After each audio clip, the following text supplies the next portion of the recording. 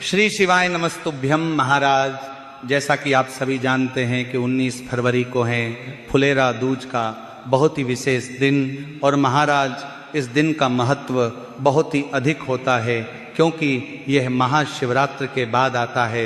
अब महाराज, यदि आप महाशिवरात्रि पर किसी कारणवश भगवान शिव का पूजन न कर सके तो आपके पास दूसरा बड़ा मौका होता है फुलेरा दूज का, जिस दिन आप भगवान शिव को प्रसन्न कर सकते हैं। महाराज, फुलेरा दूज की महत्व की बात करें तो इसी दिन भगवान शिव को पहली बार धतूरा अर्पित किया गया था, यानी कि भोलेनाथ को धतूरा चढ़ाया गया था। इसी के साथ महाराज, इस दिन चाहे आप किसी भी कार्य की शुरुआत करने वाले हैं या आप कोई भी शुभ कार्य करना चाहते हैं तो बिना मुहूर्त के भी आप इस दिन कोई भी शुभ कार्य कर सकते हैं, और इस दिन आप जो भी कार्य करते हैं उसमें आपको सफलता निश्चित ही मिलती है। इसीलिए इस दिन का बहुत अधिक महत्व बताया गया है। तो महाराज, आज हम फुलेरा दूज पर किए जाने वाले कुछ ऐसे विशेष उपाय आपको बताने वाले हैं जिन्हें करने मात्र से आपको अपने कर्ज से मुक्ति मिलेगी। साथ ही यदि परिवार में आर्थिक संकट है, धन की समस्या रहती है, तो आपको धन की प्राप्ति होगी। इसी के साथ महाराज, आज के समय में बहुत से लोग अपने रोग और बीमारियों से परेशान हैं, तो उन्हें रोग मुक्ति के लिए भी फुलेरा दूज पर किया जाने वाला बहुत ही सुंदर सा उपाय बताया जाएगा। इसी के साथ जिन बालक और बालिकाओं का विवाह नहीं हो पा रहा है तो उनके लिए भी इस दिन किए जाने वाले बहुत ही सुंदर से उपाय बताए जाएंगे। तो महाराज, इस वीडियो में अंत तक बने रहिए, और यदि आपको ये जानकारी उचित लगे तो वीडियो को लाइक करें, चैनल को सब्सक्राइब करें, और कमेंट बॉक्स में ओम नमः शिवाय या हर हर महादेव जरूर लिखें। तो महाराज, सबसे पहले उपाय की ओर बढ़ते हैं। यह उपाय विशेषकर ऐसे लोगों के लिए है जिनके घर परिवार में यदि कोई व्यक्ति ऐसा है जो गंभीर बीमारी से पीड़ित है, यानी कि उसे किसी भी प्रकार का रोग है, या फिर यदि आप चाहते हैं कि आपके घर परिवार में कभी भी किसी भी प्रकार का रोग और बीमारी ना आए, तो आप यह उपाय आने वाली 19 फरवरी फुलेरा दूज पर कर सकते हैं। अब महाराज, इस उपाय में धतूरे की बहुत महत्वता है क्योंकि इसी दिन भगवान भोलेनाथ को पहली बार धतूरा अर्पित किया गया था। तो महाराज, इस उपाय को करने के लिए सबसे पहले तो आपको एक धतूरा लेना है, और इसी के साथ में आपको मात्र 5 बेलपत्र लेनी है, और इस धतूरे और 5 बेलपत्र को सीधे लेकर के आपको पहुंचना है अपने आसपास के ही भगवान शिव के मंदिर में। इसी के साथ महाराज, आप अपने साथ पूजन के लिए एक लोटा जल और अन्य सामग्रियां भी लेकर के जा सकते हैं, और ये उपाय आपको फुलेरा दूज पर दोपहर 12 बजे से पहले पहले करना है। तो महाराज, मंदिर पहुंचने के बाद यदि आप एक लोटा जल लेकर के गए हैं तो सबसे पहले उसे अर्पित करना है, फिर अपनी पूजन सामग्री अर्पित करें, और उसके बाद फिर आप ये उपाय शुरू कर सकते हैं। अब महाराज, बहुत ही ध्यानपूर्वक समझे, इस उपाय में जो आप धतूरा और बेलपत्र लेकर के गए थे उनमें से आपको सबसे पहले धतूरा अपने सीधे हाथ में लेना है, और इसे आपको भगवान शिव के शिवलिंग पर ही अर्पित कर देना है। ध्यान रहे, धतूरे को आपको शिवलिंग पर अन्य स्थान पर नहीं चढ़ाना है, सीधे शिवलिंग पर ही अर्पित करना है। अब महाराज, इसके बाद जो आपके पास 5 बेलपत्र थी, इन्हें आपको लेकर के पहुंचना है शिवलिंग के सामने जो नंदी महाराज होते हैं उनके पास में, और आपको अपने सीधे हाथ से एक एक बेलपत्री या फिर एक साथ सभी बेलपत्र आपको नंदी महाराज के ऊपर समर्पित कर देना है, और नंदी महाराज से आपको अपनी मनोकामना बोल देना है, प्रार्थना कर लेना है। आपके घर में जो सदस्य हैं, जो रोग से परेशान है, उसकी रोग मुक्ति के लिए आपको नंदी बाबा से कामना कर लेना है। यदि आपके परिवार में कोई भी सदस्य बीमार नहीं है तो आपको अपने पूरे परिवार के लिए अच्छे स्वास्थ्य के लिए नंदी बाबा से कामना कर लेनी है। अब महाराज, हम बात करते हैं फुलेरा दूज पर किए जाने वाले दूसरे उपाय की। यह उपाय आपको ऐसे लोगों के लिए करना है, यदि आपके परिवार में कोई ऐसा लड़का है या लड़की है जिनका विवाह नहीं हो पा रहा है, शादी विवाह में किसी भी प्रकार की अड़चने आ रही है, तो उनके लिए आप उपाय कर सकते हैं। इस उपाय को करने के बाद आपके बच्चे और बच्चियों के विवाह के संयोग कुछ ही महीना के अंदर बनने लगेंगे। और महाराज, इस उपाय को उसी व्यक्ति को करना है जिनका विवाह नहीं हो पा रहा है, चाहे वो कोई लड़का हो या लड़की हो, उन्हीं को इस उपाय को करना है इस फुलेरा दूज पर। तो महाराज, इस उपाय को सभी माताओं बहनों को बहुत ही ध्यानपूर्वक सुनना है, क्योंकि यह उपाय आपके बच्चों से ही आपको करवाना है जिनका विवाह नहीं हो पा रहा है, इसलिए आपको बहुत ध्यानपूर्वक सुनना है। तो महाराज, इस उपाय को करने के लिए आपको एक धतूरा लेना है। इसी के साथ में 5 बेलपत्र और 5 शमी पत्र लेने होंगे। महाराज ये सामग्रियां ढूंढने में आपको थोड़ी सी परेशानियां हो सकती हैं, लेकिन ये मौका साल में केवल एक ही बार आता है, जिस दिन आप अपनी विवाह से जुड़ी समस्या को दूर कर सकते हैं और कुछ ही महीनों के अंदर आपके विवाह के संयोग भी बनने लगते हैं। तो एक धतूरा, 5 बेलपत्र और 5 शमी पत्र लेकर के फुलेरा दूज के दिन आपको पहुंच जाना है। भगवान शिव के मंदिर में ये उपाय भी आप दोपहर 12 बजे से पहले पहले किसी भी समय में कर सकते हैं। तो मंदिर पहुंचने के बाद सबसे पहले तो आपको जल अर्पित करना है, अपनी पूजन सामग्रियां अर्पित करनी है और इसके बाद फिर इस उपाय को प्रारंभ करना है। तो इस उपाय में सबसे पहले तो आपको एक धतूरा अपने सीधे हाथ में रखना है और इसे आपको भगवान शिव के शिवलिंग पर, जहां माता अशोक सुंदरी जी का स्थान होता है, उस स्थान पर आपको सबसे पहले यह धतूरा अर्पित करना है। महाराज ध्यान दीजिए, साल में बहुत ही कम दिन ऐसे होते हैं जब माता अशोक सुंदरी जी वाले स्थान पर धतूरा अपनी मनोकामनाओं की पूर्ति के लिए अर्पित किया जाता है। उन्हीं दिनों में से एक दिन फुलेरा दूज का भी होता है। इसीलिए इस अंतिम मौके को आपको अपने हाथ से आपको गंवाना नहीं है। तो देखिए, शिवलिंग पर माता अशोक सुंदरी जी का स्थान जलधारी के बिल्कुल बीचों बीच होता है और उसी स्थान पर आपको यह धतूरा समर्पित करना है। फिर उसके बाद 5 बेलपत्र अपने सीधे हाथ में लेना है और उन्हें माता अशोक सुंदरी जी वाले स्थान पर अर्पित नहीं, माता अशोक सुंदरी जी वाले स्थान पर अर्पित करना है और कर देने हैं। और जो 5 शमी पत्र है, इन्हें भी आपको माता अशोक सुंदरी जी वाले स्थान पर ही एक एक करके अर्पित कर देने हैं। और महाराज ये उपाय आपको अपने बच्चों से ही करवाना है, जिनका विवाह नहीं हो पा रहा है। आपको ये उपाय नहीं करना है, अंत में आपको भगवान शिव से और माता अशोक सुंदरी जी से अपने विवाह की कामना कर लेनी है। कुछ ही समय के अंदर आपके विवाह के संयोग निश्चित रूप से बनने लगेंगे। अब महाराज हम बात करते हैं तीसरे उपाय के बारे में, जो कि है धन प्राप्ति और कर्ज मुक्ति का विशेष उपाय।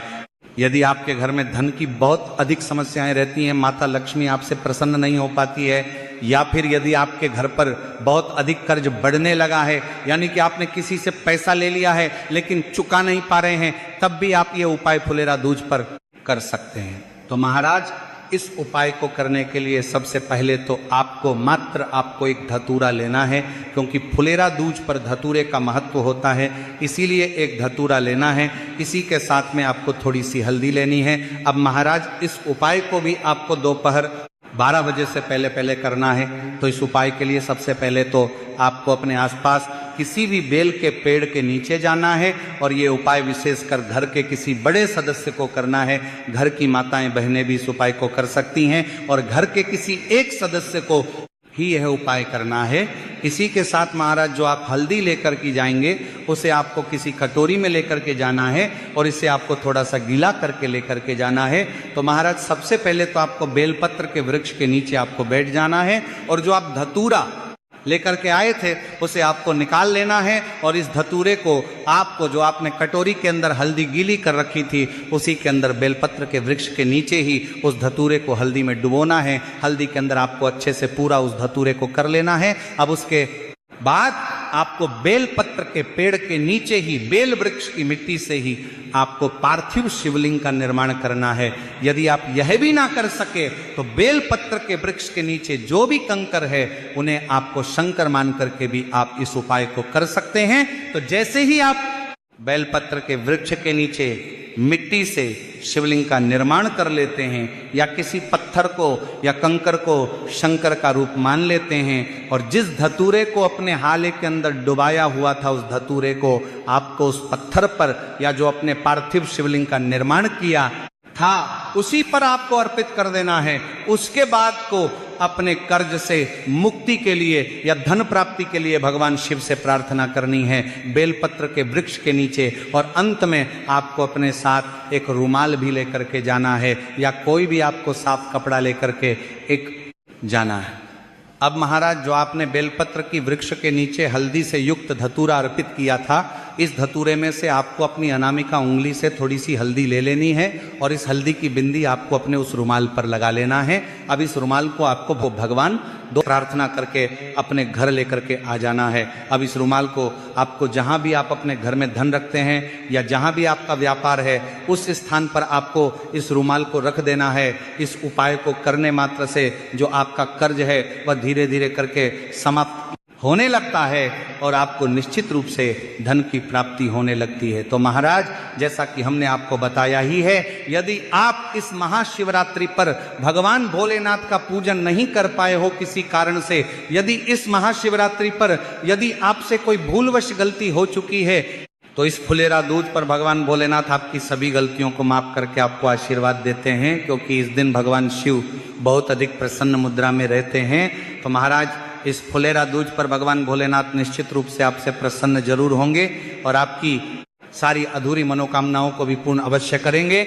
और महाराज, इन उपायों को करने के बाद आपको इतने अधिक फल की प्राप्ति होगी जिसकी आपने कभी कल्पना भी नहीं की होगी।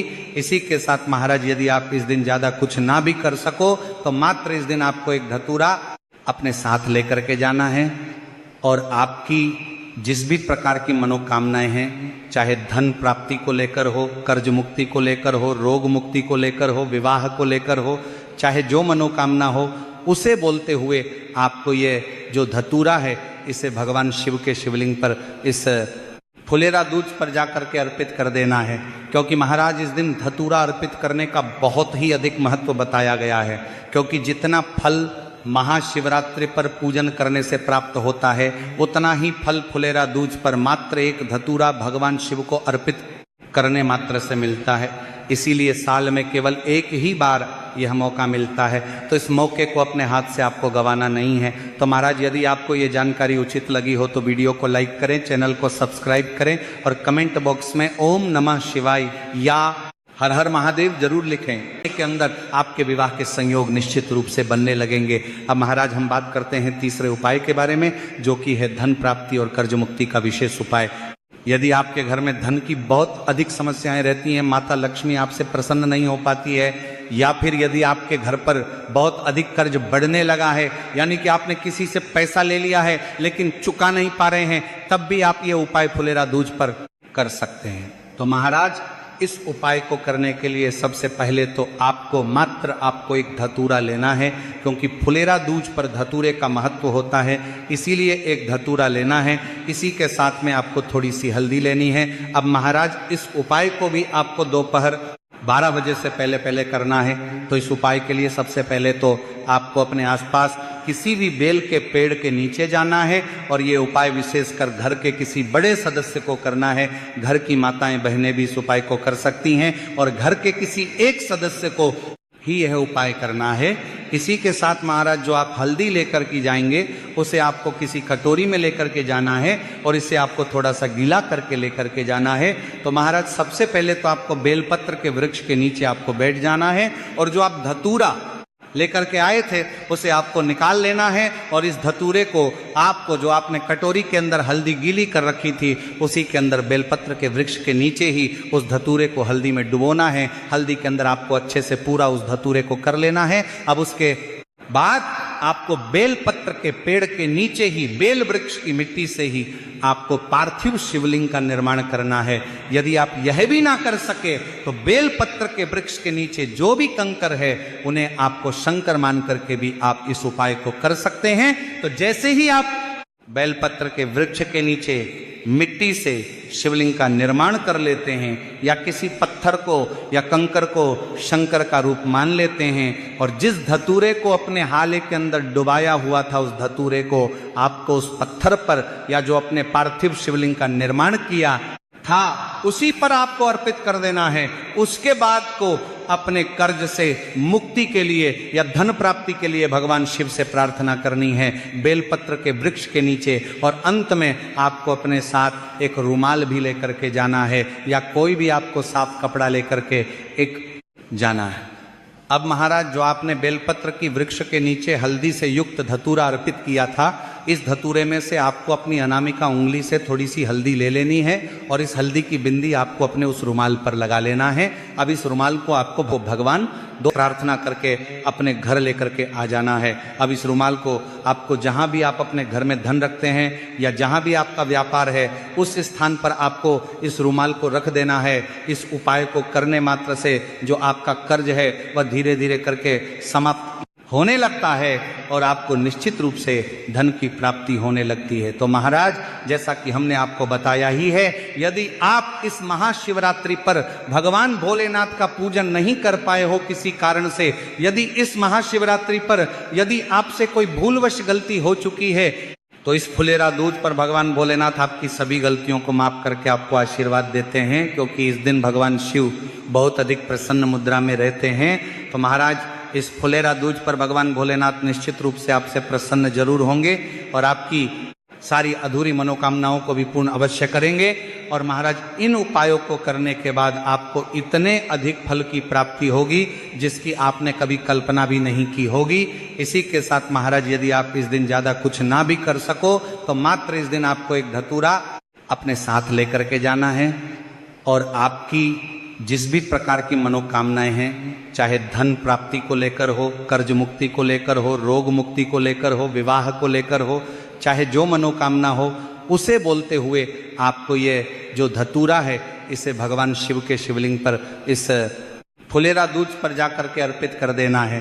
क्योंकि महाराज, इस दिन धतूरा अर्पित करने का बहुत ही अधिक महत्व बताया गया है, क्योंकि जितना फल महाशिवरात्रि पर पूजन करने से प्राप्त होता है उतना ही फल फुलेरा दूज पर मात्र एक धतूरा भगवान शिव को अर्पित करने मात्र से मिलता है। इसीलिए साल में केवल एक ही बार यह मौका, पूरे साल भर इस उपाय को ना किया हो, पर अगर आपने इस मार्गशीर्ष महीने में, तो आपको इस उपाय को करने का वो फल मिलेगा जिसकी आपने कभी कल्पना भी नहीं करी होगी। इसीलिए इस हल्दी दीपक वाले उपाय को एक बार जरूर कर लेना, ताकि आप लोगों के हाथ से यह मौका ना जा सके और आपको इस उपाय को करने का फल मिल सके। दोस्तों, ये उपाय पंडित जी ने अपनी अभी की ही शिव महापुराण की कथा में बताया है, जो इस उपाय को आज हम आपको बहुत अच्छे से समझाने वाले हैं। इस वीडियो को देखने के बाद इस उपाय को समझने के लिए आपको कोई और वीडियो को देखने की जरूरत नहीं पड़ेगी। तो दोस्तों, इस उपाय को आपको कैसे करना है, कब करना है, कहां पर करना है और उपाय को करते समय आपको किन किन गलतियों को नहीं करना है और आपको किन किन बातों का ध्यान रखना है, ये सारी जानकारी हम आपको इस वीडियो में देंगे। तो चलिए भक्तों, उपायों को शुरू करते। अगर आप भी चाहते हैं कि महादेव जी का आशीर्वाद आप पर सदैव बना रहे, तो वीडियो को लाइक करें, चैनल को सब्सक्राइब करें और कमेंट बॉक्स में हर हर महादेव जरूर लिखें। तो दोस्तों, यह थे पूज्य गुरु जी द्वारा बताए गए कुछ बहुत ही खास उपाय। अगर आपको जानकारी अच्छी लगी हो तो वीडियो लाइक करिएगा। मिलते हैं फिर एक नए वीडियो के साथ। श्री शिवाय।